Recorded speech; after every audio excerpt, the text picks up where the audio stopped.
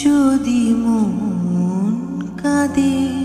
এক সময় হুমায়ুন আহমেদকে চানাচুর লেখক বলে অভিহিত করা বুদ্ধিজীবী আহমদ ছফা নন্দিত নরকে পড়ার পরে হুমায়ুনের মধ্যে দেখতে পেয়েছিলেন বিরাট প্রতিভা।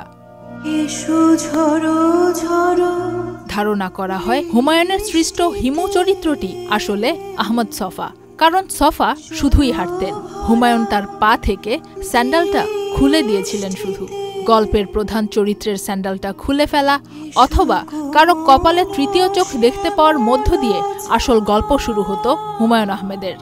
সাহিত্য চর্চায় হুমায়ুন আহমেদের এই কৌশল ছিল খুবই কার্যকরী, কারণ খুব সহজ আর ছোট কিছু দিয়ে গল্প শুরু করার এই কৌশল সিরিয়াস সাহিত্যে দেখা যেত না। বড় বড় ঘটনা অথবা কাব্য এসব বিবেচনায় নিয়ে গতানুগতিক সাহিত্য লেখা হতো।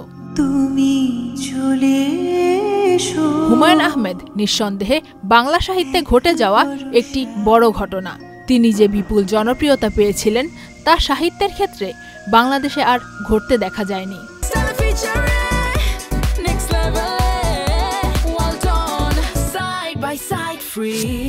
শিল্পের সব শাখাতেই তার হাতের ছোঁয়া ছিল, প্রতিটি শাখায় তার ছিল আকাশচুম্বী জনপ্রিয়তা। তার তৈরি নাটক ও সিনেমায় অভিনয় করে ক্যারিয়ারের মোড় ঘুরেছিল আসাদুজ্জামান নূর, জাহিদ হাসান এবং আহমেদ রুবেল থেকে শুরু করে আরও অনেকের।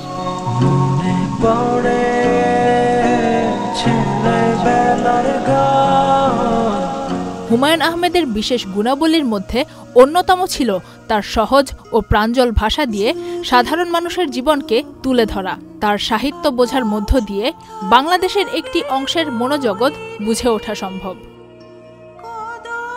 13ই নভেম্বর 1948 সালে নেত্রকোনায় জন্মগ্রহণ করা বাংলা সাহিত্যের এই অমর কথাশিল্পী হুমায়ুন আহমেদের ৭৭তম জন্মদিন আজ।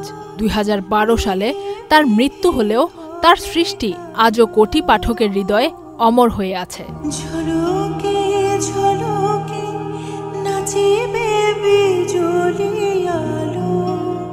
Faria Ahmed Khan, channel I.